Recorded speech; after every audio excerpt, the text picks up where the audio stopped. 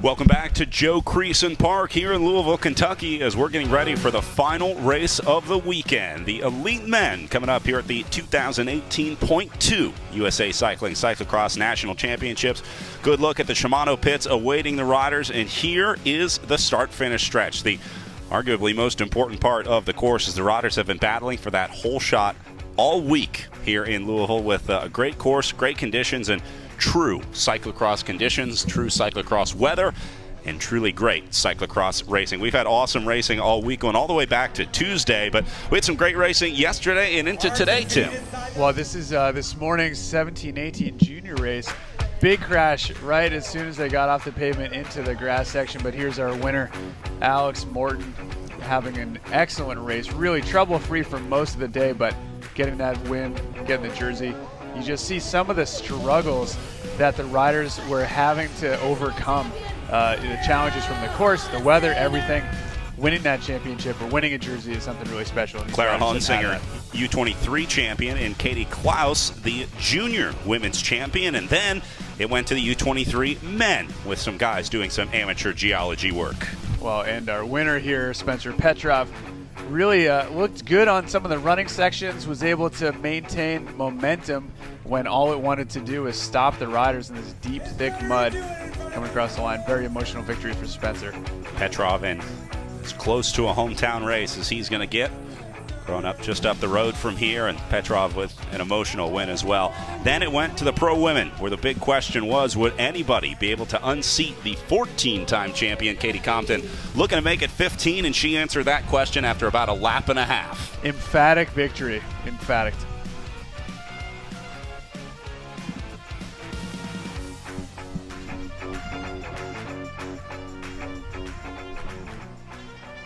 As Katie Compton came across the line celebrating her national championship, you hear the bugler in the background as the riders are now getting their call to post. Really cool here at the national championships. They have the official bugler of the Kentucky Derby calling the riders to the line here. One of the cooler ways to hear that staging is opening up.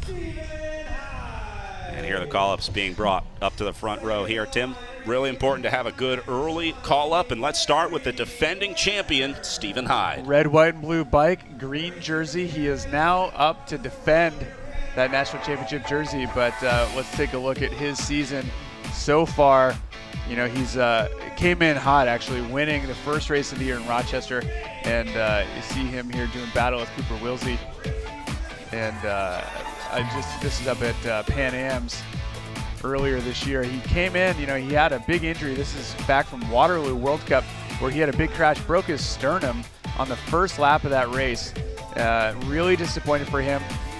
Another shot of here at Pan Am's, and he actually crashed going into a set of stairs and hurt his ankle really bad and was unable to train for a while. How about Jeremy Powers? Big question mark here. Powers has had a lot of up and down this season. Well, up and down, but he's got a great career to stand on. You know, I had a chance to talk with him just before the race today, and he's got an open approach. He's going to take whatever comes his way.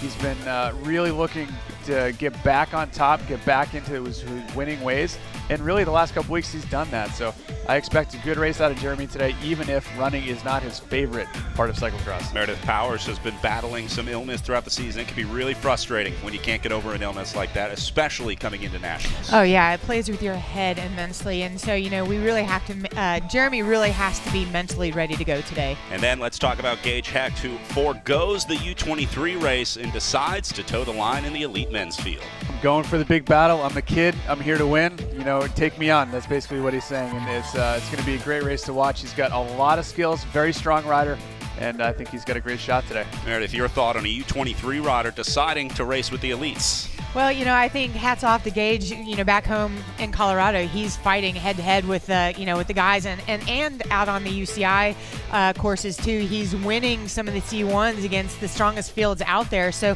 why not go head-to-head with the elites today? Taking the Stars and Stripes jersey in the elite race would be huge for him. Yeah, gigantic for the Colorado-based rider. There is Gage Hecht, maybe the biggest question mark, but there's a lot of question marks out here today with injuries and illness. And then, of course, Gage Hecht, we really don't know how he's going to do in this elite field. Well, and just to his left is Curtis White. You just saw his helmet down. Curtis has a lot riding on today's race because he's been a rider with great momentum throughout the season. He's got a lot of wins under his belt, and I think he expects a lot from himself. However, it's up to the race to decide how that goes. You can just see him trying to get into a zone. You know, we talk so much about how mental energy, mental fortitude, it comes into play on a day like today, and Curtis looking like he's showing up to the start line ready to go. Yeah, because Curtis has had the season that he's had, I think he's coming into this race today probably with more pressure on his shoulders than he's had in the past because he knows what he's capable of.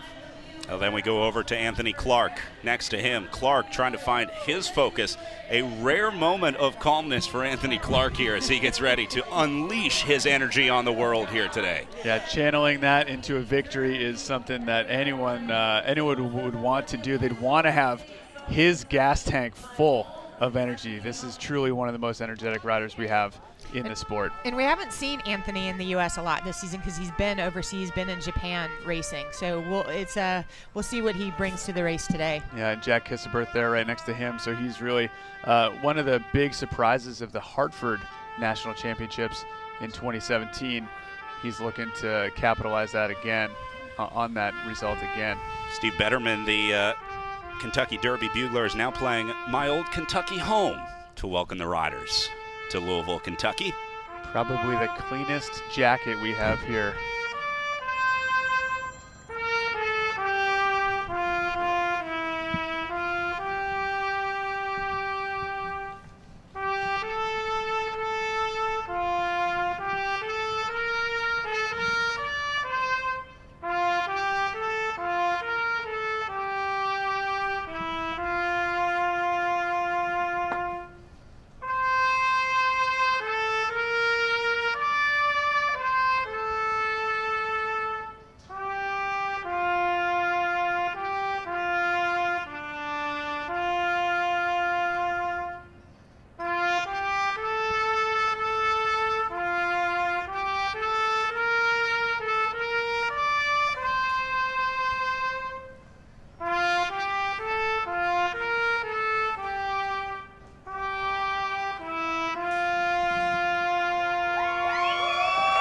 Steve Betterman with My Old Kentucky Home. He will bugle his 24th Kentucky Derby this year. Tim, it's been a lot of ups and downs this year. We've been talking a lot about the injuries. Let's start with Stephen Hyde, a broken sternum earlier in the year. Well, first week of October is not a great way to start your year.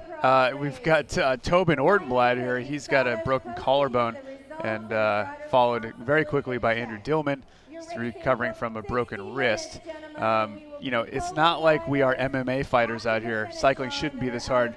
Jamie Driscoll just had hip surgery, put some hardware into his femoral head, and hopefully he's going to be able to come back from that. And Jeremy, you know, he has just been going through all kinds of stuff the last couple of years, but very weird situation for him with an issue with his tonsils and laryngitis. So, you know, it's good to see him back to full health. Kerry Warner, yeah, we should talk next about to Stephen Hyde, is the guy to watch today. He's incredibly skilled. He can run. You know, he's gritty, and I think that a battle between he and Stephen Hyde for this win is likely to come to fruition. You know, he has won a few races earlier this year, and he's going to be a big favorite. Cody Kaiser, Northern California rider. I talked to him about tire pressure earlier, but Kaiser here running like 26 PSI. We just heard from Katie Compton running 11 and a half. Big difference. Justin Lin Dean here on the barriers. Justin Lin Dean, really one of our long-running athletes racing mountain bike and cyclocross, loves the mud. He's going to look for a good start here. Based out of Utah. So that front row right there, you can just see the focus that they're putting in. Anthony Clark there in the green helmet. Spent a lot of time racing overseas. Their team, the Squid Bikes team, has been up for anything. They are game to travel and to race and to win. And there's Jeremy Powers tucked into the second row. Rough start for Jeremy Powers. It's been a while since Powers started on the second row at a national championship. Hey, you know, there are a lot of young riders who are trying to take his position in the sport, and he's got to fight back and go for it himself. That was the 1 minute warning. You see Dot Abbott in between the two bike flights lights here. It's been awesome here at the national championships to have the visual start. You see the light is red right now, and then instead of the normal whistle that the riders start on, they wait for the light to go go green. And Brad, take a look at that pavement. It's covered in mud. The first pedal stroke you take, you slip out. The last couple starts, it's been really amazing to watch just how much power you put into the pedals and how little comes back because that tire starts to spin. Now it's covered in mud and confetti from the elite women's finish when they shot off the confetti cannon with Katie Compton coming across the line. All right, start is imminent. They are starting to crouch down as the crowds await the exciting hole shot here. We've had a great turnout here in Louisville, and now we get ready for the final race of the day. And there they are, elite men, underway and on course in Louisville, Kentucky. Last time you'll see these bikes look this clean and nice. You got Hyde, you have Curtis White, you've got Gage Heck, the under-23 rider, all top three. Kerry Warner's just on the inside. And here's our first crash, maybe at the back. I'm sure there's one in the middle we're not able to catch, but we've got Curtis White with a hole shot. Here comes Gage Heck surging right over the middle. Look at Hecht. Immediately and look at going Hyde. for it. Hyde taking that back. He wants to have a clear vision of the course. You don't want to have the splatter from the tires in front of you. He's taking Curtis's line from him. It's not easy to maintain control. It's not like he did that on purpose, but you don't want to take a teammate out if you can help it. So those two riders racing now, and Cody Kaiser in the red going up to the top three. Kerry Warner just behind them. Here comes Jeremy Powers up the left-hand side of the picture.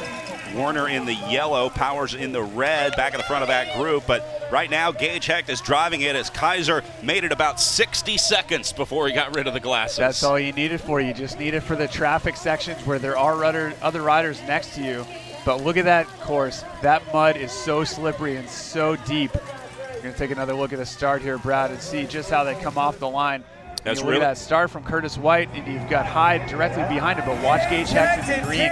He splits the middle and starts making a move for the front.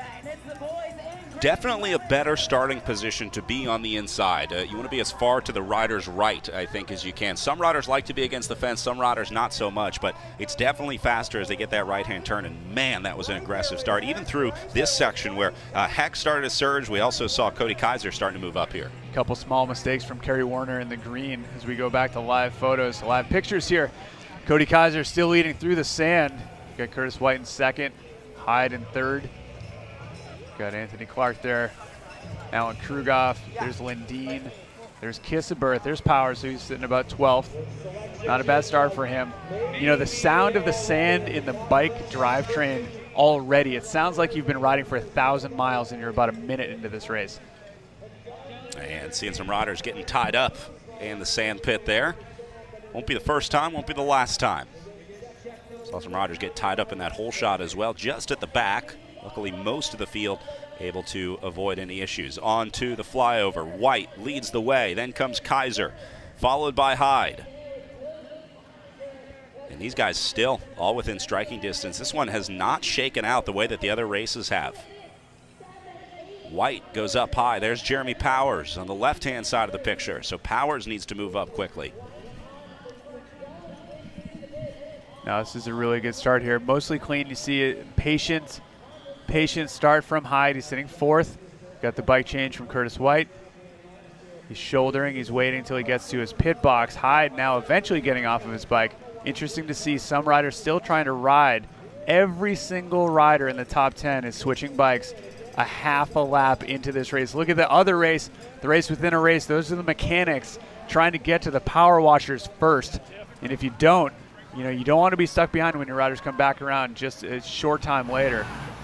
How about Max Chance riding up to the front here? Max is a very, very skilled rider. He has a set of skills that no one else has. I'm interested to see Kaiser take this turn behind Curtis White. Curtis makes it through. You've got Gage Hecht, foot out. Everyone's got their foot out. Kerry Warner. Hyde's kind of stuck a little bit against the post. There's Anthony Clark stabbing for some traction. Alan Krugoff looking good. Powers struggling. Got Kissaberth kind of held up behind him.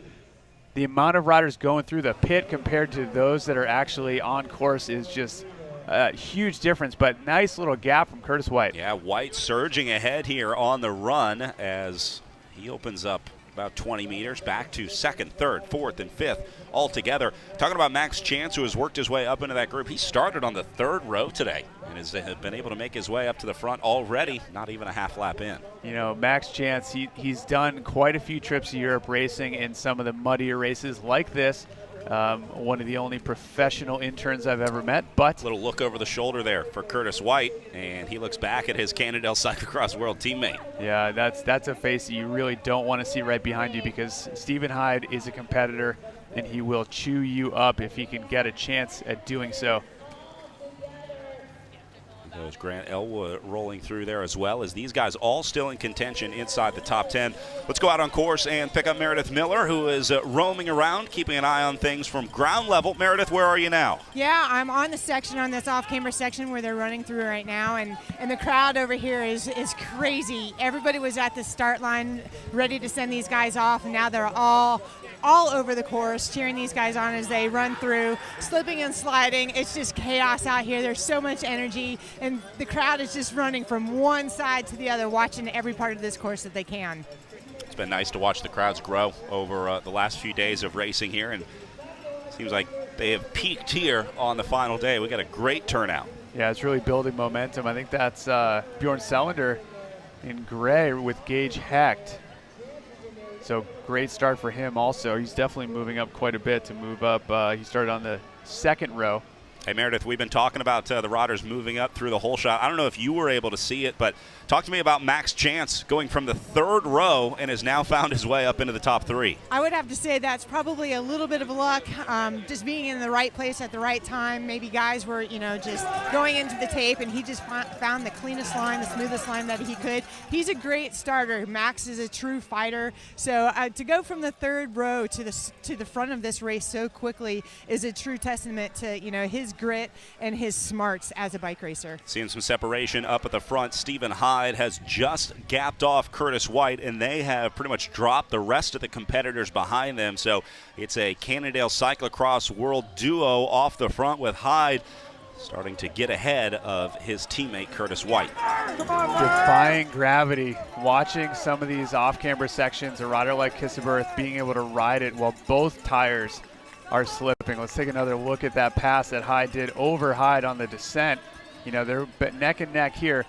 Really skateboarding. Hyde in second position is kicking along the ground, trying to get some movement. Gets a little bit more than Curtis, goes on the inside of him down the steep little drop. Hyde is a really good head-to-head racer. Remember the closing laps of the Elite Men's National Championship last year? We saw Hyde and Powers battling it out. A really good race there. But today it might be Hyde and White. Former BMX racer, his skill set is something exceptional. You see videos on the internet of Peter Sagan doing wheelies and bunny hops, and that's Steven's jam. That's what he does. Being able to pass a rider like Curtis White, who's got many UCI wins this year already, it takes a lot of skill. And guys, in a race like today with conditions like this, it's no surprise that Hyde and White have really wanted to take this race by control from the gun. It's safer at the front. They can hopefully open up a little bit of a gap, give themselves a little bit of cushion so that if they do make mistakes, they're not quite so under pressure to come back from those mistakes. Yeah, now's the time to put the work in and get the time. I think Hyde and White both realize that. Gage Hecht is starting to come up. I think Hecht has moved up into third position as they work their way down off of that pavement section. Yeah, the teammate dynamic. I'm not out of breath. Are you out of breath? I'm not out of breath. I you feel out of breath? fine. I feel fine. No, I'm good. And you're both absolutely maxed out, 110% the whole time. Really no reason for Curtis White to panic now. Still got a lot of racing to go, but both riders looking really good. Let's talk a little bit about Stephen Hyde. An interesting run. You talked about his BMX background to come into cyclocross. For a kid from Florida, riding in the mud pretty well. Well, it's all about feeling confident on two wheels, and if you learn at a young age to do that on a BMX bike, it will translate across to different bikes. And he's at home on a mountain bike. He's raced the U.S. Series and has done really well, actually winning some short track events. But there's few other riders as comfortable in a condition like this as Stephen Hyde. And Hyde coming back again from that broken sternum earlier in the year, which does not sound fun. And he broke it falling on his back. Yeah. It's not like he hit a post and broke his sternum. It reverberated through his body to his sternum. Yeah, no, he was a baby bird falling out of a nest, and unfortunately his broken sternum really set him back for a while. But here he goes into the pit, grabbing the fresh bike right onto the shoulder. Talk about a smooth transition right there. Those guys are doing great because, you've got so much going into this race. Curtis White choosing to ride earlier while Hyde stays running. And that, I think, is going to be something we're going to be talking about later. Who is riding and who is running, who has energy later on in this race. It's Gage Hecht chasing him down. It's about a 5-second gap from those two leaders. Gage Hecht, don't forget, he's an under 23 racer. He chose to race in the elites. That was his decision to move up a category, and he's showing them that he deserved to do so. All right, back up to the leaders with White right on the wheel of Stephen Hyde as he takes a look over his shoulder and shaking a hand out, trying to get a little bit of blood flow. Yeah, he's looking back and seeing no one. That is a great feeling. You know, I talked to Curtis on the pre-ride, which was more like a pre-walk, holding a bike, walking through the mud, trying to figure out what the course conditions are like. You got Kerry Warner in green, Alan Krugoff just behind him, Anthony Clark. Again, we're talking about the paved section at the top of the hill on the flats, one of the few places on this course you can actually take a breath, reset before this next hard section. We just caught Hecht going over the barriers. That is Kerry Warner clearing it as these guys go through the line to wrap up their first lap. Stephen Hyde and Curtis White, one lap down here at the 2018 USA Cycling Cyclocross National Championships. It is the elite men out on course here in Louisville, Kentucky. It's always nice to be back in America's heartland here for some cyclocross racing. Good momentum from White. He's not riding like a sprint style. I mean, he's really looking pretty solid. Hyde as well. A lot of times the younger riders will go a little bit too hard. You know, they might start off first 10 minutes a little bit above their ability level, and they'll pay the price. But White doing a good job of holding back. He did pass Hyde right there. Yeah, White went on the inside. Hyde went to the outside. Here comes Gage Hecht in the green jersey, and then Kerry Warner behind him. So Hecht in third. That's Warner in fourth. Looks like Warner going to take the wide line here as well. They're trying to stay out of that soupy mud on the inside. Everyone has a favorite part of the course that they want to try and stick on. Next time they come through the big descent, maybe we'll catch up with Meredith out on course and get a look at who looks to be fatigued so far. We talk about what other riders do in advance of a cyclocross season. Kerry Warner doing a full mountain bike season, a lot of endurance events, multiple day stage racing opportunities.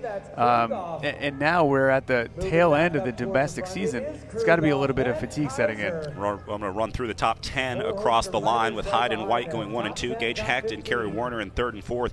Drew Dillman has moved up into 5th place across the line with Anthony Clark just behind him in 6th. Eric Thompson sitting in 7th place, and then Powers has moved his way up into 8th with Grant Elwood in 9th and Jack Kisseberth rounding out the top 10. Max Chance, who was in that early front group, has now dropped down to 11th. Yeah, I saw him cruising by, but a little bit of a separation. So White, when he passed Hyde there, I saw Hyde clip a little bit of that course tape, maybe holding him up for a second. White's got a little bit of a gap on him now, going up into the flyover. A little slide for White there. That's why Hyde goes wide. He's looking for slightly drier section, of course, trying to stay on that outside grassy line. You know, a lot of times water will make it a little bit easier. So it's not necessarily the drier part of the course where you're going to get your traction. It's just something that has a little bit more grip. It might look wet, but it might actually be better than the stuff that looks dry. White on to the flyover.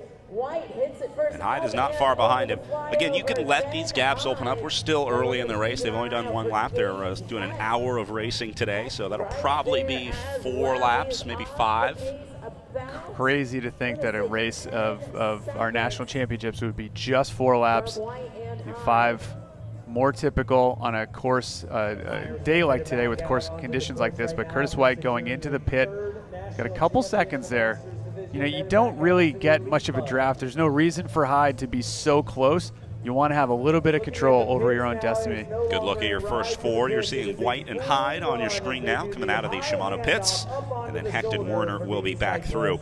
First lap was a 10:43 for Stephen Hyde. So right around 11 minutes. They'll probably get 5 laps in today. And that is that's a long lap. You know, we talk about how much of this course is running. This is one of the favorite parts for these guys because they get to coast. Look at that. Downhill, coasting into the really tough descent, trying to keep it upright, except the fact that you're holding your breath because you feel like you're just going to crash the whole way down. Coming in a little bit wild. Yeah. Getting a little rowdy there for Hyde. How did that look up close? Yeah, and here I'm down on this off-camera turn where Hyde and White just came through, and man, they came through flying, and they've got everything under control. The crowd down here is going crazy. They're cheering on everybody. Just, some people are hoping for mistakes because they want to see the mud and the grit, but these guys are handling this section like champs. You know the thing I like about racing in Louisville? They have experienced spectators because they've been to plenty of great cross races here in Louisville, and it sounds like, Meredith, you've got a bunch of them down there on that off-camber section. Oh yeah, Louisville is no stranger to cyclocross racing. We've been coming here for 14 years, so the people in this crowd know exactly what to expect. They come out here and they're so excited to watch these racers and cheer them on. Meredith, any good costumes out there? We saw Cowboy Guy racing earlier in the single speed race. Have you seen anything new today? No, not yet, but I'm definitely going to keep my eye out for the costumes. I think I saw a unicorn running around yesterday, but haven't spotted that one yet today. There's a great shot of Colonel Sanders eating it in the single speed race yesterday. Yeah, we showed that going to break, coming out of I think one of the U23 races. So Hyde now back in the lead. So he passed Curtis White on that descent. The run up. I think that, talking again about the approach into the season, if you have an injury early on like Hyde did, there's the hope you can rebound and maybe pick up a couple good races by the end of the year. There's also the benefit of being fresh, getting into the national championships. Look at Anthony Clark here, charging to the top of this climb. He's going to make the pass on Kerry Werner. And that'll move him up. Meanwhile, here comes Powers, trying to fight his way back after a second row start. Wasn't much of a problem for Max Chance. Grant Elwood just behind him, and then that's going to be Drew Dillman coming through. Tim, we were talking about the support of Louisville over the many years. Of course, I think everyone remembers the 2013 World Championships here when we hosted the Elite Worlds. Good battle up here as these guys go into the pits. But I just want to think back and reminisce on the good times of the World Championships. Do you remember when they built a temporary dam to keep the river at bay? Something that only a city like Louisville, Kentucky could do. With a moment's notice. So this is snow. It's still the first week of February when the World Championships are held, but with just a couple days notice, they were able to take the World Championships and condense it into just one day of racing, 4 events, junior, under 23, elite men and women, and such a great time to be here in Louisville. Going into this descent, Hyde looking very comfortable. Ooh. Curtis White into the fence, over the bars. He's got to pick this up. He's got to let this go. Just brush off your shoulder, and get back to it, because someone else is going to crash the next time they go down that thing, and you might be able to take advantage of it. All things considered, that crash could have been a lot worse. Did a nice job to recover, get back on the bike quickly. And now he's back to it, but that is going to open up a good gap. Nice shot here between Hyde and White. As we'll go back and take a look at that crash. He goes into the left side of the fence, following the same line as Hyde, but it was right there at the top. He tried to move over, and then his front wheel got into a post. Well, sent him over the two bars. Things I noticed there, Brad. His shifter and brake lever did not get caught in the fencing, which saved him at least 10 seconds. And he was able to land basically on his feet. So this is Gage Hecht and Anthony Clark, 3rd and 4th place on course. Hecht in the green, Clark in the blue with the neon yellow helmet, and Clark is going to run the high line here as Hecht rides the low line. Anthony Clark, fueled by positivity. This guy's the embodiment of the weekend warrior who has turned this into a profession. Very late getting into cycling, being able to meet Jeremy Powers out on a training ride nearby his house, and here he is running top 5 at the national championships. Well, it was that crash by Curtis White that gave Stephen Hyde a gap, but White is fighting back here. And again, still plenty of racing to go. Get a better look as they come to the top of this section. It's about 5 seconds there, so there's only about 7 seconds down. So guys, we're starting to see something today that we haven't yet seen all day, and that's the sun. I don't know what that's going to do to the conditions, that it's going to continue to, firm up this mud and turn it into even thicker, more peanut butter-like mud and make it even slicker. But, I think every lap these conditions out on course are going to continue to change. Meredith, is it continuing to dry out there? I think the wind is probably the biggest factor in drying this course. Yeah, I think dry out is probably a relative term on with conditions like we have today. If we were back in Colorado, that would be a totally different situation. It would be literally dry. But I don't think the course is, it's just going to firm up a little bit more and make it a little bit stickier out there. Well, I think we're going to see some flyers for pottery classes here at Joe Creason Park as this stuff starts to thicken up. It's going to be like an Adobe building party out there. People are going to be hay baling and creating some places to live maybe for next year or the next time the national championships come to Louisville. But did you catch that giant piece of sod that landed on Gage's back? I mean, these conditions have never been seen in the U.S. You know, we talk about Portland hosting the national championships for a couple years back in the mid-2000s, having had to run most of the course. We're seeing that right now. Yeah. But look at the front of this race. Look at what's happening. Curtis White catching Stephen Hyde and passing him. And so that was a section where you had to have a lot of power when you were able to pedal, but then get off and run again. Curtis White showing how that combination of those two things, he's very, very strong right now. Both riders going to pit and shoulder a fresh bike. White puts it down. And now we'll see if these guys can ride out of the pit. Remember, that was catching some of the elite women up trying to exit these Shimano pits. And yeah, White's going to dismount as well. Hyde tried to ride it a little bit longer, but not much farther. Yeah.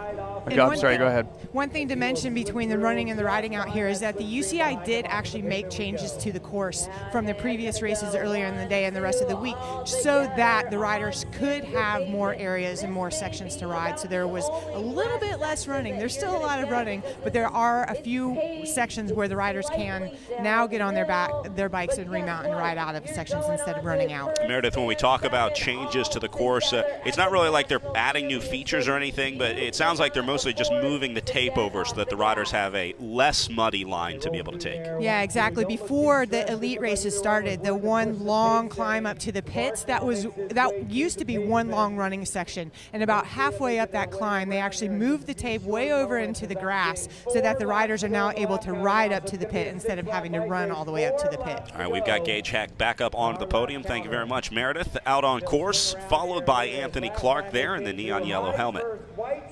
This is going to be a close one here because these two guys are going to come up. Kerry Werner, a little farther back than maybe we would have expected. You know, I just don't see him looking like he's having a great race. You know, you see Curtis White, he's got that look in his eye, but he's also, you know, physically the way that he's pedaling shows that he's on top of his game. Kerry Werner just does not look like he's got everything to work with. You know, he has won some very difficult races throughout this year and years past, and I think he's probably feeling a little bit under the weather.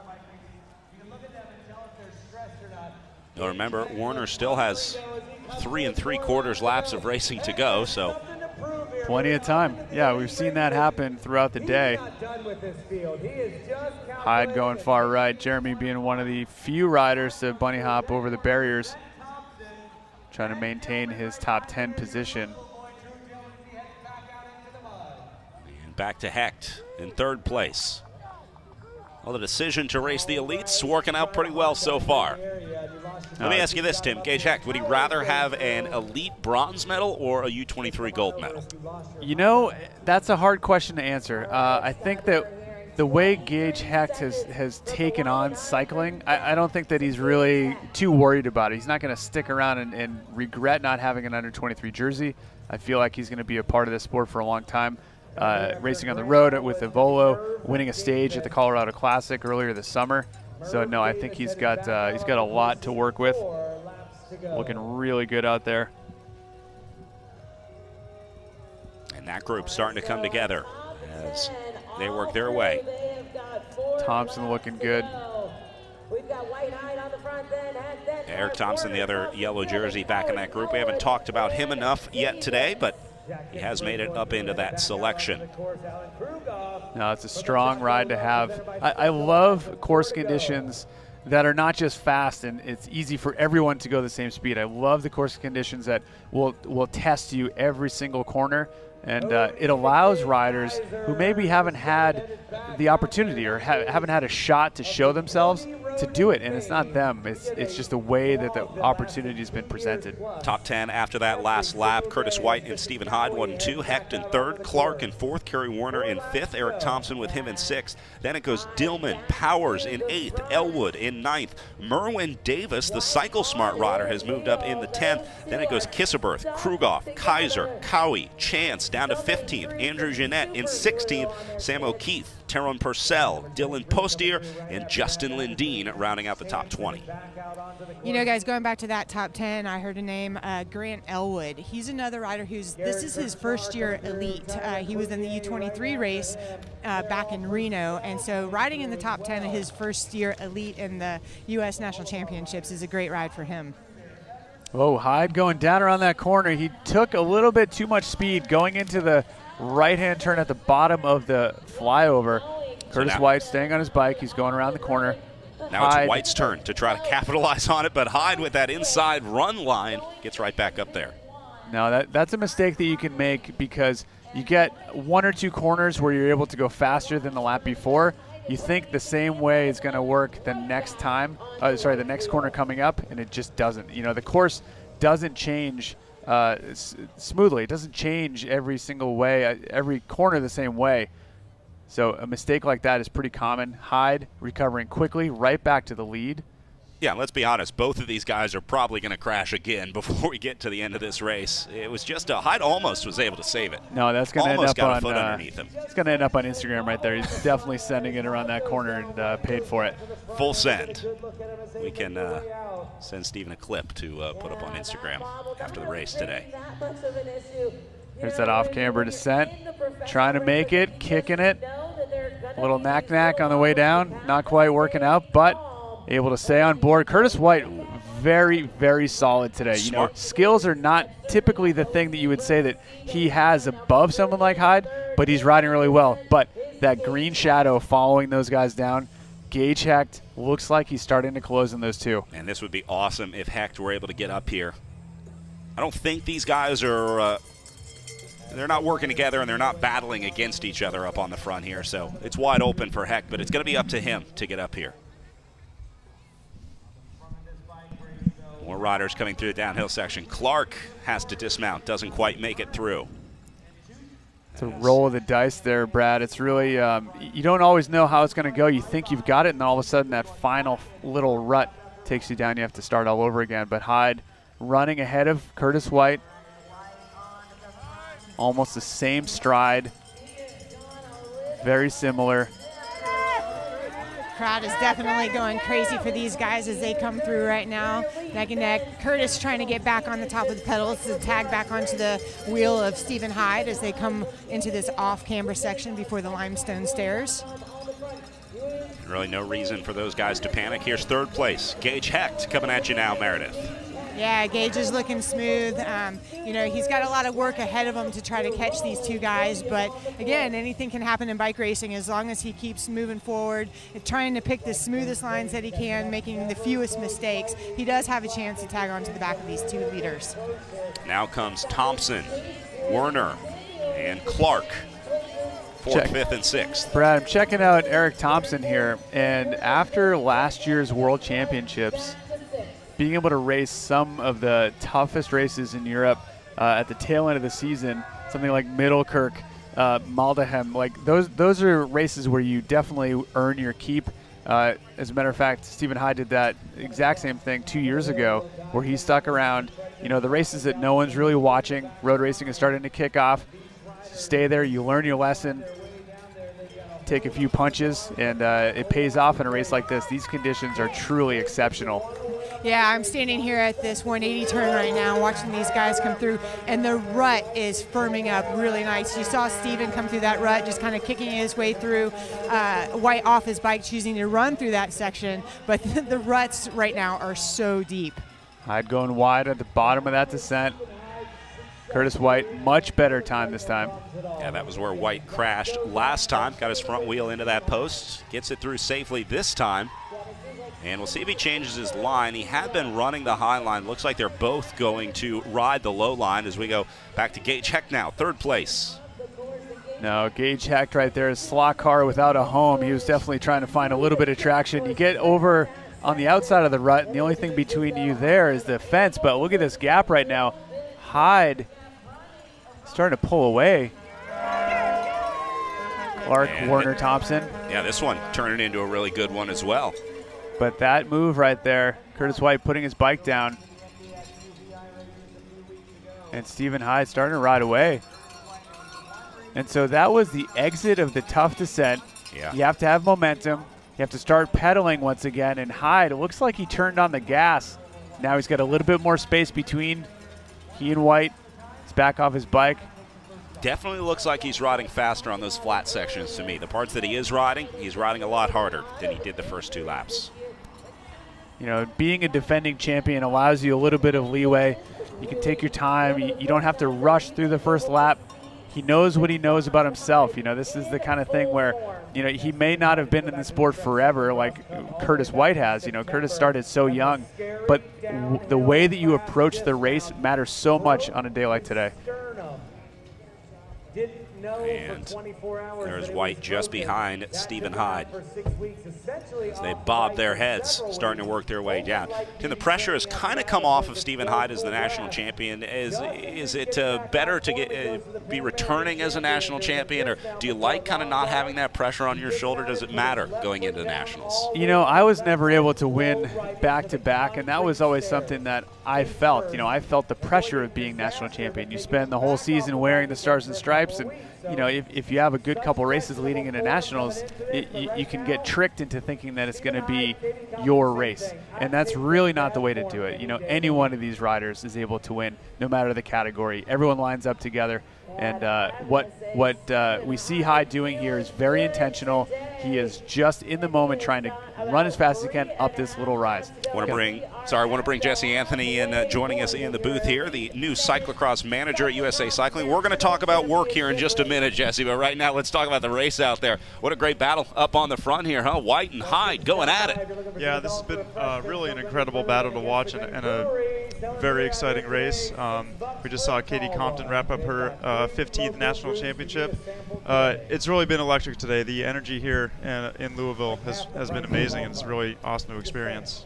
Yeah, this has really been one of the standout venues of the last few years. And we talked about all the national championships that have come to Louisville, whether it's on the road or in the dirt with cross, mountain bike, even BMX. Louisville has been an incredible host. Riders coming through the Shimano pits right now, still watching Stephen Hyde driving it on the front. Let's take a little time to talk about work. Jesse, congratulations on the new job, first of all. The cyclocross manager, is that the official title? Yeah, thanks, Brad. That's my title is cyclocross manager for USA Cycling. And what is the job description of cyclocross manager? It's a great question. This is a new position that USA Cycling hired with the help of the USA Cycling Development Foundation.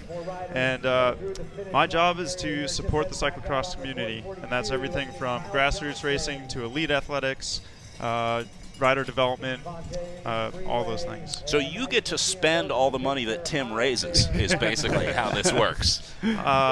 I'm trying to figure out how we can harness this energy here in Louisville at the USA Cycling National Championships into greater future success. Talk about how you and Tim work together, because Tim, you recently started your new position at the USA Cycling Development Foundation, and tell me a little about the Mud Fund, because we've been excited about that all week. Yeah, you know, they're not exactly connected, but they are. So I started at USA Cycling Foundation earlier this summer, and one of the things that has been a big part of my career has been cyclocross, and what better way to give back a little bit to that sport than to help the fundraising efforts behind it. So as a non-Olympic sport, the funding is really limited, so we wanted to figure out a way to help that, and we developed the Mud Fund, which is kind of an offshoot of a previous initiative a few years ago. But the Mud Fund is made up of generous individuals who are able to donate, and that money goes into all kinds of rider development from the athletic side, as well as some support for the domestic sport here in the States. You know, we've got a sport that's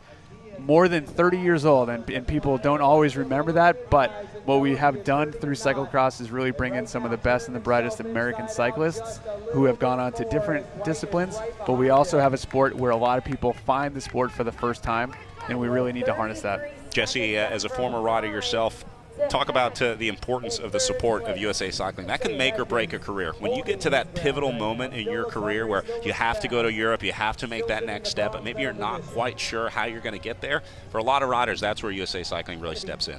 Yeah, absolutely. USA Cycling has seen the value of cyclocross, has seen the growth over the last few years and the energy behind it. And as Tim mentioned, through the help of the Mud Fund, we really are putting more emphasis on supporting the sport, on supporting it from the grassroots level all the way up to the top elite athletics. And it goes to things like sending Gage Hecht to Europe to try to win us some medals over there. Absolutely. Gage is obviously one of the riders in the pipeline, very near the front lines. Stephen Hyde, Curtis White, all these guys. You know, the U23 women's category that they've added to the World Championships the last few years is really huge for us because America as a nation has consistently been strong in the women's field.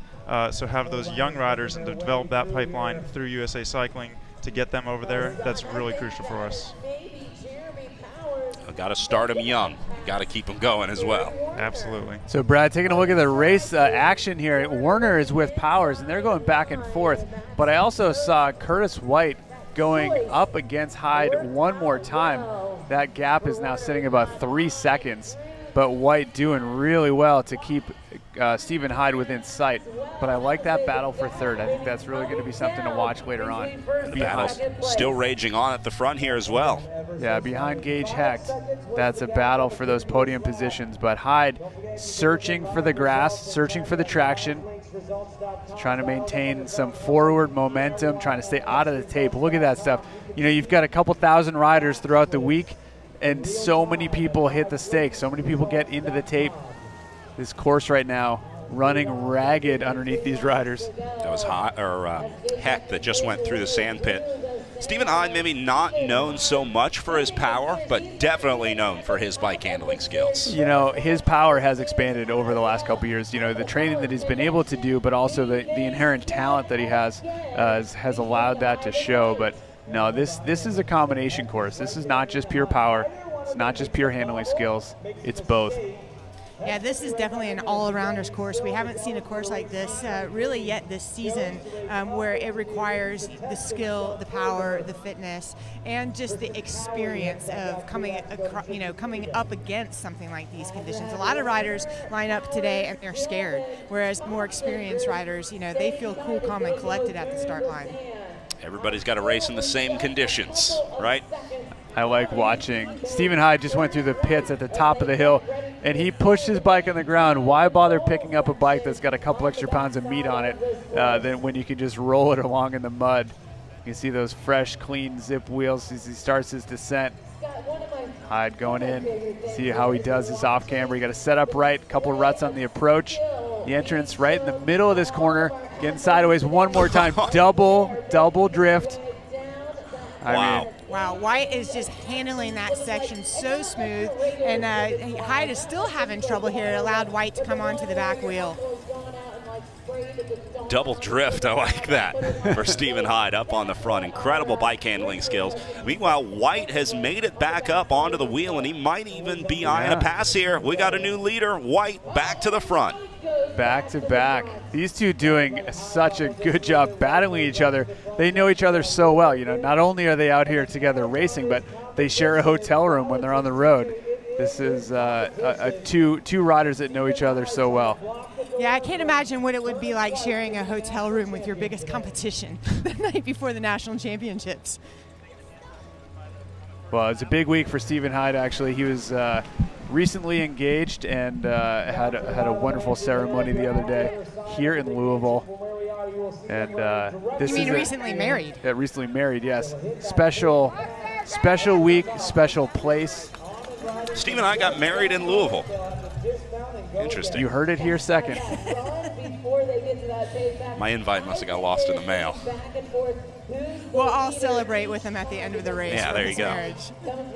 Well, he might have more to celebrate than just a new bride. Pulling on that Stars and Stripes jersey and celebrating a marriage, how could you ask for more? Pretty good year for Stephen Hyde. Aside from the whole broken sternum thing, 2018's been pretty good to Stephen Hyde. Yeah, it's not often you hear about broken sternums.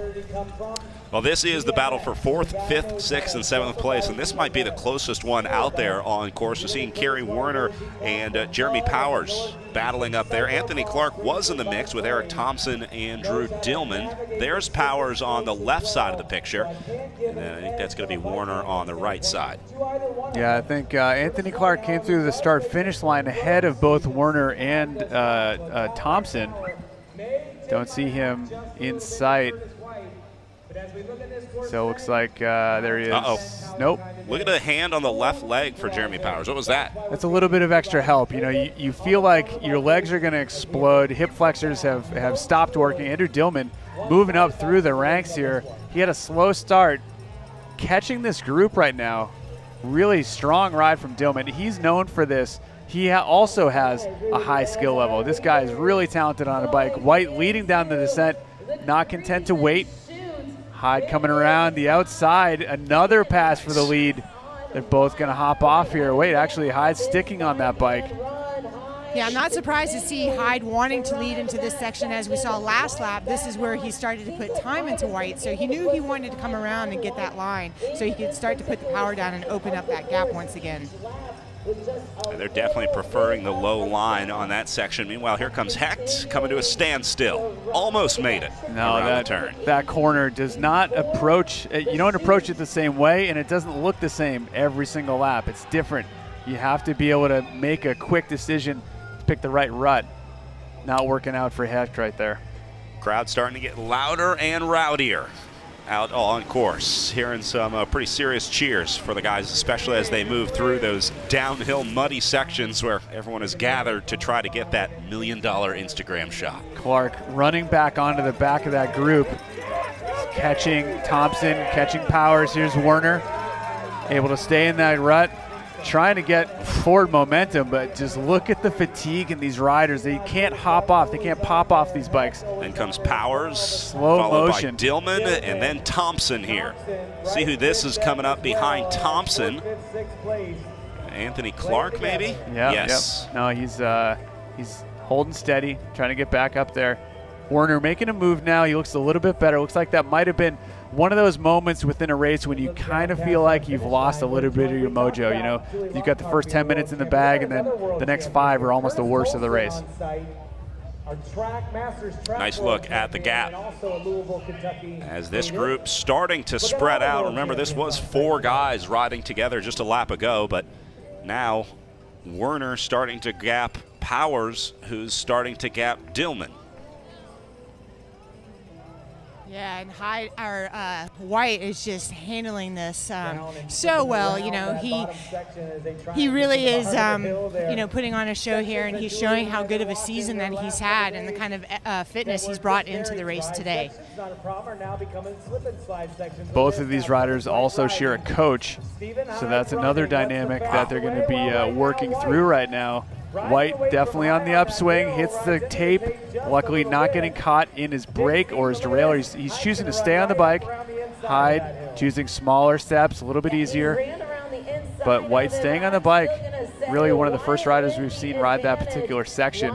Lots of power needed to do that. Is he going to pay for it, though, once they get up to the pits? Riding it was definitely faster. Opened up a few bike lengths back to Stephen Hyde.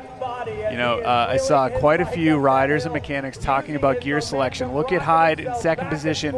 It's a big gear. It's very tough to push over. You're getting more and more tired. The mud is heavier. The ground is soft. You know, you might be used to riding a 42 or even a 44 front chainring today. You pick a 40, you pick a 38, something a little bit easier. You can bite into these hills a little bit easier. Yeah, you know, each lap these guys pick up their bike. The first lap that you pick up a bike and, you know, it's got a couple pounds of extra mud on there, and it feels like a couple extra pounds. By lap 5, but it's feeling like 5 or 10 pounds as these guys get more fatigued each lap. Hyde grabbing some posts here. Working his way up, tried to grab some tape, but found that was not real structurally sound. Now they're working through some lap traffic. That rider in between is a lapped rider. So Hyde needs to get past him as soon as possible. Get out of the way here. Oh, look at this. This is Curtis White. He's in his own head. All I have to do is pedal. All I have to do is go fast. You know, you look like you're going aero, but it's more of a comfort thing. You know, you put in a lot of time training, working through intervals, however you do it as a professional road racer as well. Actually, you know what? That was a big move right there. One of the lap riders crashing into the rut, and luckily, Stephen Hyde not hitting him. That could have gone really badly. That's why we have the 80%. A lot of riders not going to get to do the full distance today because those 2 up on the front are riding so hard. Here's White through the line, getting 2 laps to go. Very familiar face for those who have watched the White family race. The only one who goes as fast as she does and not looking like she's gulping for air is Emma White. Curtis here has been Emma's brother for a long time, and Harrison White racing earlier in the junior race. It's a term of endearment. You see the effort that they put into every single pedal stroke, and Curtis White at the front with a chance to win an elite national title. You don't hold anything back, and you just keep going. But look at Hyde ripping through the plastic stake in the tape. That is going for it. That's trying to find traction right there. Hyde is starting to push it here. He's starting to push this one to the limits, whereas White is a little more conservative. I think Hyde maybe feeling the pressure here and starting to think about what happens if he's with White coming on to the last lap as we go back to Jeremy Powers now on the pavement. Checking the shades in the mirror right there. Powers going into the the barriers up next. Got a little bit of a gap on, is this Thompson or is that Warner? That would be Thompson. Here's Warner now. Choosing to shoulder the bike while Powers bunny hops. That's a big difference. You don't see that very often. And here's Hecht. Hecht took that inside muddy line with no one around him. He would have obviously had the choice of which way he went through, but decided to ride through the deep mud. Thompson over the barriers. Clark. That'd be good. Yep. No, this is a great ride from Anthony Clark. I'm really Interesting, happy to see that. Clark shouldering the bike. He's not picking it up by the top tube. Is that just personal preference, Tim? Well, I think at this point you've just gone through the pit. Your bike is pretty clean. You do want to pick it up. You want to pick it up as much as you can. And choosing to do that, Drew Dillman right there ahead of Jeremy Powers. Still looking like he's moving forward. Hyde taking a bit of a turn at the end of the sand pit. Deviation there. Yeah, new lines every single lap. Those two riders still in a deadlock duel. You've got White in front, Hyde on his wheel, two completely separate lines. White going way inside, Hyde going way outside. They're going to meet up with Stu Thorne here from Cannondale Cyclocross World up here shortly. Trying to give as much information. It's not necessarily about telling one rider to do something. It's just giving that rider just enough information to make decisions on their own. Yeah, Tim, what is Stu telling these riders? They're obviously teammates. He wants to see either one of these guys win. How do you give them information, or how do you give them time gaps without feeling like you're giving one the advantage over the other? Yeah, there aren't favorites in this case, and there can't be. So it's got to be, how big is the gap to Gage Hecht? How much pressure is there coming from third position? What are the lines coming up that have changed? There's Stu Thorne on the left side trying to run. He's got a couple miles in already today, but you just got to give them information and let them make a decision with that. How about pits? Each rider has their own mechanic in the pit? Well, it's a team effort, so you have your main mechanic and then other people to help. You've got some of the Devo riders and Devo team staff there to help, but however you can get the job done is what needs to happen. But the best part, the mechanic community right there, you see about 6 or 7 mechanics with power washers. When the leaders' bikes come in, they make room for the leaders' bikes, and that's the way that it works. Yeah, they actually have a dedicated power washer for the top 5 riders in the race throughout the week here. So if you're in the top 5, you've got your own power washer that 6th place on down is not allowed to use. Hyde right there leading into that descent. Let's see if he can make it out of there okay. But looks like Warner has been passed by Powers, but big problem here for Hyde at the exit of the off-camera section. We'll try and get a replay of that for you. But White taking the lead once again. This is such an incredible turn over and over again. Who is in front? Is it Hyde or is it White? Well, this has just been back and forth all day for these two. Talking about that little mistake for Hyde at the top of this section. Different approach. He went a little tighter on the run-in. Yeah, watch this. It's just as they make that right turn, he goes left. He's supposed to be going right. It's however you can stay on the bike is what you need to do. And so he's continuing to pedal, and that saves you a little bit. The more momentum you have, the better the chance of you being able to stay upright. But, wow, that was such a great thing to see. You see Santa, Snowman, whatever that thing was. That we were talking about the costumes earlier. I like that one. Very festive. I think he was high-fiving everyone for having nationals back in December. He was just fist pumping the guys. No one's happier than Santa Claus. White top of the run-up, putting the bike down. Curtis White, you can see the effort on his face. He's got a lot of teeth showing right now. Trying to stick with Hyde. Hyde taking a look over his shoulder. It's not like Hyde is playing possum right now. I know that he's very, very aware of how many races Curtis White has won this year, whether it's a sprint coming down to the line or something that he's won by over a minute. He has been one of the most dominant riders in America this year because of his situation. These other riders have to beat him. They have to take Curtis White as a big competitor. Yeah, guys, standing here against the fence line, you can see the pain and the suffering on their faces. You know, you try to have a poker face. You try not to let your competitors see how much you're hurting. But these two guys know each other so well. They know each other's body language. They know when the shoulders are starting to sag or the body is moving too much. And, you know, they'll pay attention to those little things in these closing laps. Dillman, Powers, and Werner on our screen right now. Thank you very much, Meredith. We're watching the battle for fourth place. In front of us, as it looks like Drew Dillman has moved ahead up into fourth, just past Santa Claus Guy. He's got a little bit of a gap there. He's still trying to stay on his bike. He hops off, throw it on his shoulder. Powers and Werner staying on their bikes. They're going to try and ride to the base as far as they can. Werner passing Powers also. Dillman running really strongly. He's got a great turnover with those legs. You can really tell the riders that are comfortable running, the riders that train with running. Powers always thinking that running has been his kryptonite, and unfortunately it plays out sometimes, but he has won races in mud like this. It's just that today is not his day. Oh, covered in mud from the backside. Oh, the mask has come off, unfortunately. I guess he only puts it on when the riders come by. But now he's been exposed. I think he's watching our stream on his phone right Eric there. Thompson there, wiping his nose, putting the bike down, taking a look up the hill if he can get the energy to pick his head up. Thompson had a good start. He was up in this mix, but now starting to fade behind Jeremy Powers. You know, he's had a really good start and a really good middle. I mean, this guy is really impressing me for the type of effort he's putting out.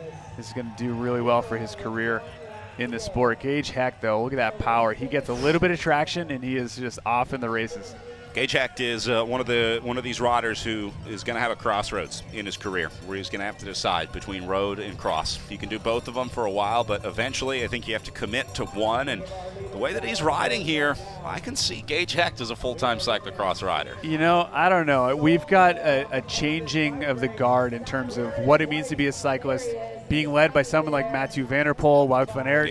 On the international side, I think Chris Blevins is a great example of that here in America. Pauline Ferrand-Prévot, Marianne Vos. I mean, all these riders now, you treat cycling as a sport, and then the disciplines that you're doing them, they kind of rise and fall in importance. And I think that is how Gage Hecht is going to do this for a little while. And I think we're all going to be better off for watching it. It's really fun to watch a rider that talented come up through the ranks. And Tim, as you mentioned, it's been really exciting to watch a lot of these cyclocross racers that we're used to seeing at the front of races mix it up and get into the road races, get into the mountain bike races, and and be an all-around kind of cyclist. They really mix it up, and they do have to be careful that they aren't putting too much into one season, and they have to be ready for the next season. But for now, it's really exciting to see them mix it up in the different disciplines. Well, certainly now more than ever, cyclists can be multi-talented, I guess, especially with the rise of gravel racing. We're seeing a lot of pro riders come over to these non-traditional types of racing. So what a difference a lap makes. Last time through here, we had Curtis White really putting down the power and getting a gap over Hyde. This time, it's Hyde first, off the bike, pushing back on, trying to get a few pedal strokes before he's forced off the bike once again. But that really shows how difficult this course is lap to lap. Hyde suffering uphill right now. This was unrideable earlier today. This was unrideable yesterday. He is riding up this climb for the first time. To be able to try and clear this late in the race, we'll get a look at Curtis White behind him, but no one has ridden up the hill that far so far this weekend. And he almost made it, but you saw he dismounted before he got into trouble. Really good technique from Hyde there. Wow, he's running through a stream right now. That is, it's like chocolate pudding. But that shows the course is tightening up. You're getting more support from the mud. You're not just riding through it. You're actually staying on top of it. It's allowing someone with a little bit more riding fitness, like Hyde, to use it. It's in the exchange that we just saw in the Shimano pits. A lot of new cyclocross fans are sometimes surprised to learn that these guys actually practice the exchanges with their mechanics. You go and do drills, basically, skills drills, whether it's dismounting or hopping over barriers or doing bike exchanges. You go find an open field somewhere and practice with your mechanics. Yeah, it pays off just because when you get to this late in a race, you don't have a whole lot to work with. You know, your brain's just telling you all kinds of crazy things. Your body's not listening. You know, you're just trying to get around this corner. You don't need to think about technique of how to pick up and drop off a bike in the pits because you've done your practice. Well, Hyde is now putting massive time into Curtis White. Here's White just now coming onto the pavement. I think White has lost sight of Stephen Hyde up the course, at least on this portion of the road. These last 2 laps, so crucial to winning this race. Stephen Hyde turning up the flame. Going into 1 to go, Stephen Hyde's going to come through with a gap. Gage Heck there, getting close to the finish as well. But Hyde, as he comes through the start-finish stretch right now, is going to be seeing the bell for 1 to go. Well, Hecht is going to need a miracle if he's going to get up into second, as Hyde gets a little sideways coming off of the pavement. Starting to get a little excited about what may be waiting for him in 11 minutes from now. Good luck having x-ray vision to find those ruts in the mud. It's going to rip up and take anyone down if you don't watch out. Hyde doing a great job saving himself. Hyde still got his glasses on, but he's the only guy that doesn't have anyone in front of him to kick mud up into his face, so he can afford to keep the sunglasses on here. We actually saw the sun peeking out a little bit ago. Meredith was talking about the sun starting to shine. I saw some shadows out there earlier. It's back to overcast now, but it did make a brief appearance here at Joe Creason Park. Yeah, the only weather happening right now is Curtis White. You can hear his breathing from behind him. White is just trying to get back to the back wheel of Hyde. Looks like he had a lot of momentum in that section, lost it getting caught up in the tape. But that gap right now is sitting still, I'd say 5 seconds. White looking like he was making up time, but now looks like it might be coming out again. Yeah, this last lap for these guys, it's going to come down to some mental fortitude. You know, Hyde just has to stay really focused, stay as smooth as possible, whereas White is going to have to keep on the pressure and, you know, keep trying to move forward and catch Steven somewhere along this last lap. A lot of separation out there, a lot of solo riders. This is the bike of Jeremy Powers coming up to the pits, and it just goes to show you how important having a good mechanic in there is and having a good power washer in there as well. Look at that, Powers' feet. He's just trying to find those pedals after getting back on the bike. Nothing fun about this except that it is just so fun. I mean, it's the contradiction in terms is real. Cyclocross is something special. And Jeremy Powers looks like he's got the course to himself. No one even close behind Powers as he exited the pits. Yeah, I don't know if that's slow-mo or actual real time right there. The mud is just that thick. They slowed it down a little bit at the end, but not much. Here's Hyde. Through the sand, clean. I've been noticing Hyde sort of shifts over to the right as they come up over this just little bump on the course. Here comes White. This is the biggest gap that Stephen Hyde has had over Curtis White all day today. Yeah, going straight. Hyde looking in control right now. You've seen how many times he's been pointing directly into the tape and into the stakes. If he has a clean last lap, he's got this thing right where he wants it to be.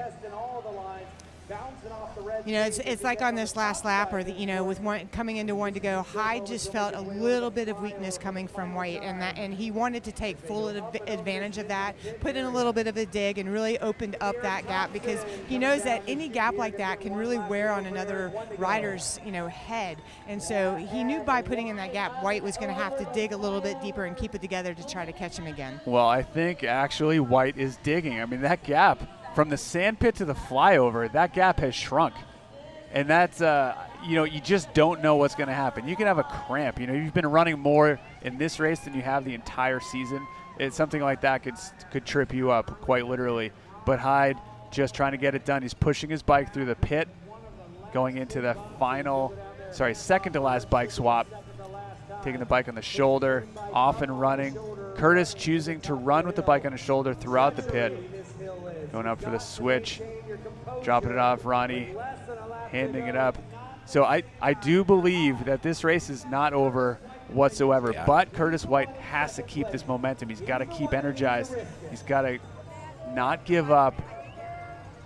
We've seen Stephen Hyde have trouble on this off-camber descent the last couple laps. If that happens again, Curtis White right back in there. Yeah, White is only about 1.5 mistakes down, and there goes Hyde down on the right-hand side of the picture. So now he's going to be about a half a mistake away from Stephen Hyde. That was exactly what we were waiting for, but Hyde with a quick recovery there, so he still got White at bay. And tell us how that looked, Meredith. What happened? Oh yeah, just when I was about to say, and Hyde made it through clean. He, caught a wheel on something and just went right over his bars. And being in the lead like this, you feel that pressure. You feel the rider coming up behind you, and you're trying to risk everything. Where in Stephen's situation right now, he just needs to keep his composure. At some point, maybe start to feel invincible out there after riding clean through that mud, but you always know that you're just seconds away from a mistake. I don't see ego getting in the way of Stephen Hyde right now. He's very, very methodical in how he's approaching this. We'll get a look at that in a replay in just a second, but Hyde off his bike, running uphill. One of the sections of the course that he's been doing very well in. White seeing that incident for Hyde, that's just one short section away. That's one slipped chain. That is one slipped pedal from White getting back into the front. It looks so close on the running sections, but then when they get on the bike and start riding, it starts to widen out a little bit. Let's go back and take a look at that crash for Stephen Hyde up at the front. We zoomed in a little bit because it was up to the right-hand side. See if we can figure out. He was in that right-hand turn and right over the bars. Yeah, he tries to save it. You talk about coming back from injury. The last thing you want to do is go for a Superman here in the last lap of the National Championships, but Hyde does just that. Very calmly picks up his bike, gets back to the task at hand. He's running up the stone steps for the final time. White just behind. That gap looks to be holding. It's tough to tell with that camera shot right there. We're sticking with Hyde as he goes across our broadcast location. On this last lap, as these guys go through each section, they're just like, check, okay, made it through that, check, made it through that, and they're just thinking about the next section, and that is the last time they have to get through these sections smoothly until they see the finish line. Wow, here we go, Hyde going down the descent. Hay bales as a chicane in the rut, getting up to the U-turn, choosing to get off his bike. It's not the time to take a big risk, just flipping the bike around, dragging it behind him, looking uphill, seeing Curtis White start to go down it. They're meeting each other one fence apart. White chasing Hyde, going down the steep descent. Let's see if he does this trouble free. Big drift again. That goes nice and wide there at the bottom of the descent. Again, it's about minimizing mistakes right now for Stephen Hyde. Curtis White might as well go all in. I mean, if there was ever a time to send one of these descents now, and this is it, because he's probably not going to lose second down to third place. He's only got places to gain up to Stephen Hyde. Right. Curtis has nothing to lose right now by going full send, where Stephen has a lot to lose. And like I said a minute ago, he just really has to keep his composure. He's through the most technical sections now. It's just about picking up his feet and getting to the top of the pit for the second pit, and then he's pretty much home free to the finish. Yeah, that gap now is looking about 10 seconds, maybe even more. Yeah, there's White. He's got his bike on his shoulder. He's starting to run. Not much left in this race. This is going to be one more big ride-up if Hyde could do it again. But, yeah, we're getting into the final stretch here. One more time through the pit, and that's the finish line. Hyde starting to smell like a national championship title. Might be around a 3-time national champion consecutively. Now, that is something special. Somebody who picked up the sport late, turning professional in his late 20s.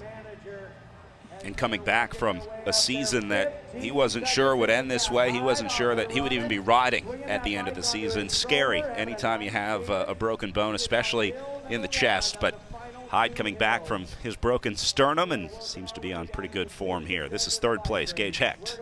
Still riding solo back here. While being chased by the kids, you've got the under-23 rider Gage Hecht in third position. Bronze medal at Nationals, first time out as an elite, not too shabby. He's going to try and hold the riders back who are chasing him. We still have Warner back there. Still have Powers, Thompson, Dillman still moving up. But looks like his third place is pretty safe. judge you by that perspective shot. Let's get back up to the front and watch Hyde start to climb his way back to the pits for the final time. Need to make sure that we get that. I'm trying to go back and find fourth place here. I'm going to show some of the bike handling of Stephen Hyde throughout the day today. Watch how smooth he is through this mud. He really uses his upper body incredibly well. Staying on top of the bike. Cyclocross 101, Tim. Oh, yeah. You got a lot of skills to work with here. When you spend half of your career on a cyclocross bike like Stephen Hyde has, he has a way of feeling how this bike works. You add that to an upbringing on a BMX bike, and you got something that's pretty untouchable. Lots of skills from this guy. And again, this is that ride-up section. No one has been able to ride it this whole entire day. He did it the last time up. Let's see if he's still got the energy for it now. He didn't quite make it all the way last time. And he's not quite going to make it all the way this time. Dismounted right around the same spot. But definitely the farthest that anyone has made it, the farthest that anyone has been able to ride up that section. Look how deep the mud is. I know we've been talking about it all day and all week, but it really is an important feature of this course. That is the bike swap in the pit that's not in a rush. The last time through nice the pits, calma. you take the dirty bike and you don't run to the power washer because you don't need to give him another one back. He had to decide which bike he was going to be riding when he won his third national championship, and it looks like he has pulled from the Stars and Stripes livery. Well, that is luck of the draw right there. Taking a look over his shoulder, Curtis White getting back into the pits. So Hyde, this is going to be great. You've got a nice, easy approach. He's like, yeah, you know what? Maybe I will. He's a little tired. Took a second for him to lag. process that somebody wanted to give him a high five. That's how tired he is right now. Just saw Stu Thorne run across our commentary position with his hands in the air already celebrating because he knows that he's got another Cannondale Cyclocross World Stars and Stripes jersey to print in the 2019 season. Crowd getting ready to welcome Stephen Hyde back for his third national championship. He's over the barriers. He's clear. Nobody in sight behind him. White will not make it back up. As Stephen Hyde enters the pavement, the Stephen Hyde Supporters Club with the flag waving. Another repeat in the elites as Stephen Hyde goes 3 in a row. You know, seeing him sit up a little bit there and take a breath as he comes across the finish line, taking me back to Hartford when he sat up and Jamie Driscoll was coming in close on his wheel. Well, he's going to be there to greet his Cannondale Cyclocross World teammate, bring Curtis White across the line. A 1-2 for Cannondale Cyclocross World. There you go. Curtis White, second place, the Elite National Championships. Huge result for him. Oh, yeah, I better cross the line. White forgot to cross the line. He lost about 4 seconds hugging Stephen Hyde, but luckily he's got plenty of time back to Gage Hecht, who should be the next jersey coming through. No appetite to ride in the mud. They're done. We're not going to do it. We're going to stay on the pavement. We're going to soak all this in. We have just gone 1-2 at the Nationals. We're just going to hang out. Stephen Hyde whipping the crowd into a frenzy and thanking the great support here in Louisville. I love seeing this. This is so good. Huge crowd here. Huge crowd. This is going to be Gage Hecht over the barriers. All things considered, this is about as good as Gage Hecht could have hoped for. I mean, third place in the elites. He gave up his shot at another U23 national championship. He said, I want to play with the big boys, and he's going to walk away with a bronze medal today in the elite men's race. Yeah, hats off to Gage. He rode a fantastic race, and I love seeing Stephen there at the finish, ready to congratulate all his competitors. You know, and even though Gage decided to race with the elites, he's still U23, and I believe that he still will be able to race as a U23 for the rest of the season over in Europe. Nice to see the women's riders cheering him on. That's Katie Klaus. I think I saw Ellen Noble over there earlier. That's his teammate, Brandon Fix. No, we have such a great community for everyone who's out there. There's a hug for his Alpha Bicycle Groove Subaru teammate, Katie Klaus. I should be seeing Jeremy Powers on the way in here soon. This is going to be Drew Dillman finishing up his day. As Dillman hits the line for 4th place, a Louisville native. Come back from injury himself. Come back from that broken wrist. He even took a couple years off, so to see him come back to cross racing this year and come back to the highest level to finish 4th at the national championships is a great ride by him.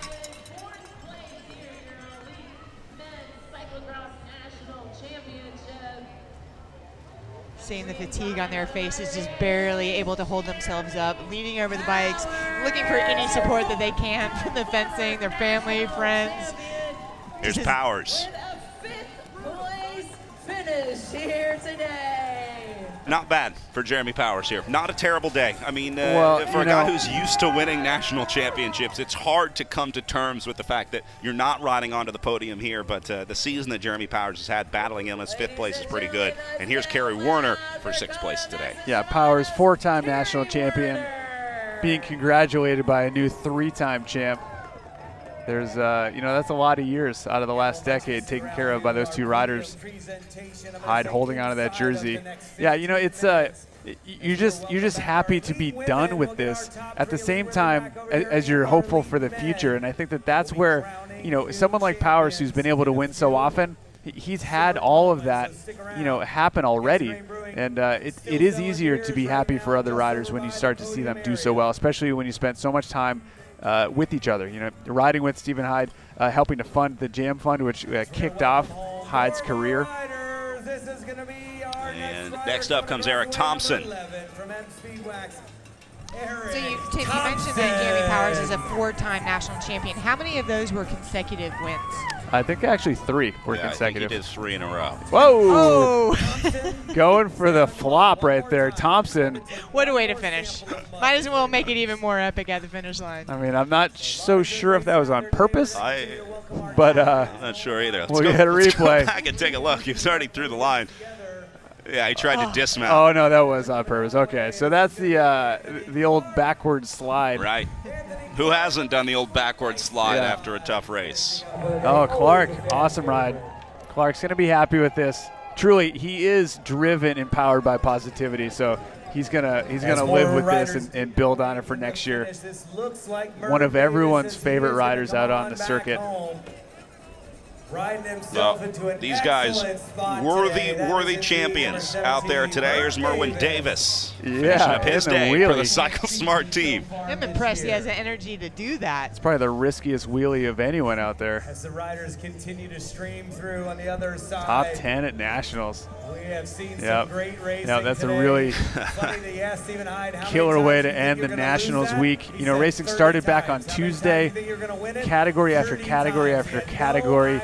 Thousands of riders, thousands of rider laps here. And here comes Grant Elwood in to round out the top 10. Davis was in 9th, and this is going to be number 10 for Grant Elwood. At Grant Elwood. This is the rider I mentioned earlier.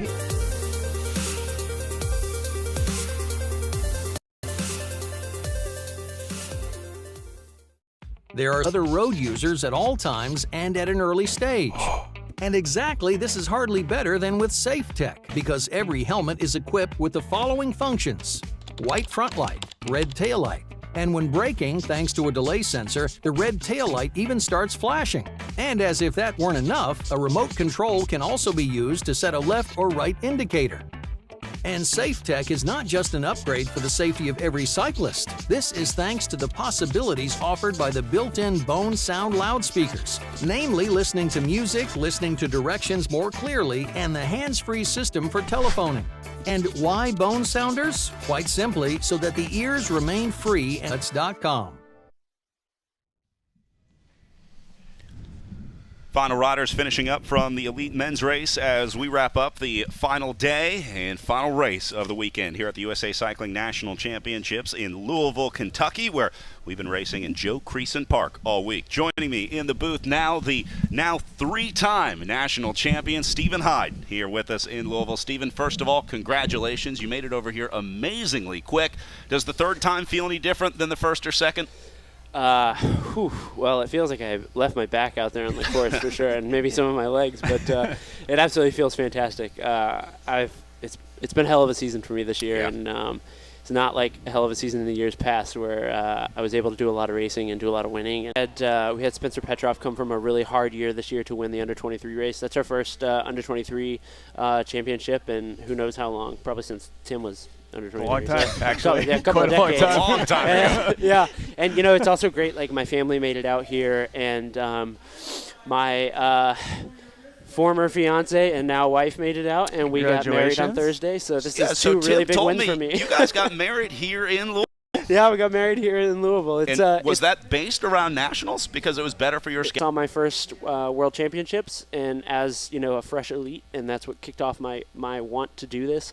It was my first C1 win here.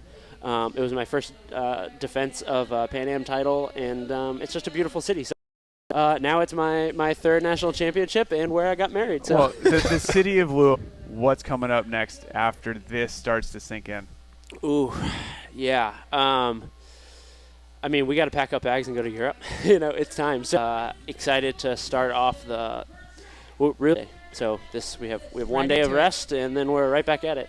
Another season in the national championships, national champions jersey for Stephen Hyde. Stephen, congratulations! Yeah, 3 in a row so here in Louisville. Can't wait to see the house you guys buy here. Yeah. We know some good real estate agents. We can get you set up. Congratulations again. Thank you so much. Well, an incredible week of racing here in Louisville. Tim, Meredith, your final thoughts. Meredith, let's start with you. Doesn't get much better than this. True cross conditions. Yeah, today was, you can't use the word epic really too many times today. I know it's cliche, but it's really what it was. These conditions kept changing throughout the week, kept changing day to day. What racers saw yesterday was so different from what the racers saw today, and we saw everybody just give it. You had to dig in deep today. And Tim, worthy winners in every race. Oh, I think this was an inspirational weekend for so many riders. You're watching these finish line celebrations. So much goes into these performances, and it's amazing to see them happen, in front of you, unfold in real time and on our TV here. Katie Compton celebrating across the line as she got her 15th here. A lot of repeat winners with Stephen Hyde in his third. Katie Compton with her 15th. And we set some new standards for the future to come here with American cyclocross racing. One last shot of Stephen Hyde. I love the flag behind him. Of course, the confetti cannon, which has become a new staple here at the national championships for the elite riders. Coming across the line doesn't get much better than that. Worthy. Underway. We're going to welcome up in third step on the podium your bronze medalists out of Parker, Colorado, racing for the Alpha Bikes, presented by Groove Subaru. Let's give it up for your bronze medalist, Gage Hecht.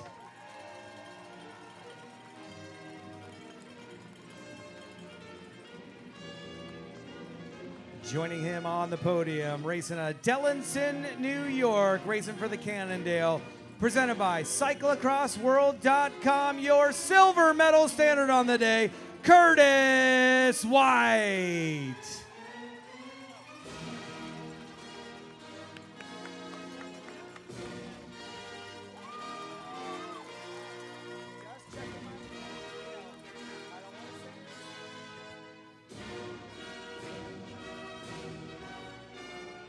And ladies and gentlemen, that top step's going to be reserved for your outright champion.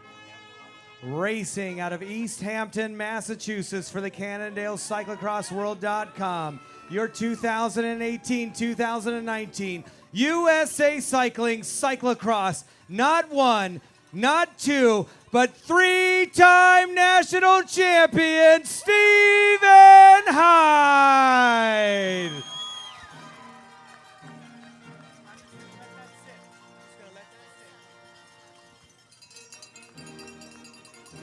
Presenting our jersey, John Wilmoth, the chairman of the board for the Louisville Sports Commission, as it's got to feel good as the sun comes out.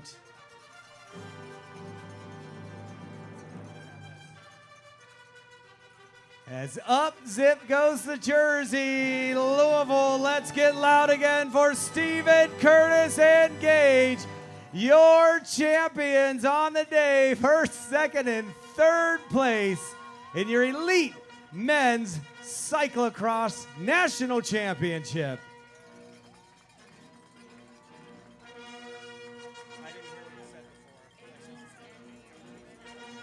And presenting Angels Envy Bourbon. Well, you can't come to Kentucky without getting served bourbon on the top step.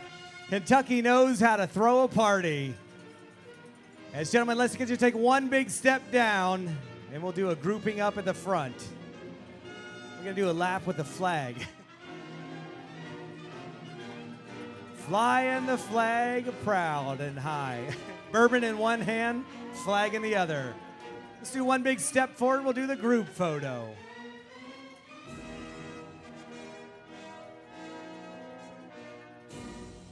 There is our grouping up. Ladies and gentlemen, one more time. Stephen Hyde, Curtis White, Gage Hecht, your champions on the day. Next up, we will be presenting our Pro CX Calendar champions. Coming home with us? Okay. Perfect. But take it home. Hey, we still on for the finish? All right, next up, we are going to honor our Pro CX calendar. So Pro CX calendar happens all year long. Different venues vie to be part of the Pro CX calendar. We're going to welcome up our overall winners. First in the women's elite division, going to be Ellen Noble going top step for our Pro CX calendar champions as she makes her way up to the podium. That was quick. That was quick. And we're going to welcome up, joining her on that top step, your men's overall champion, Carrie Werner.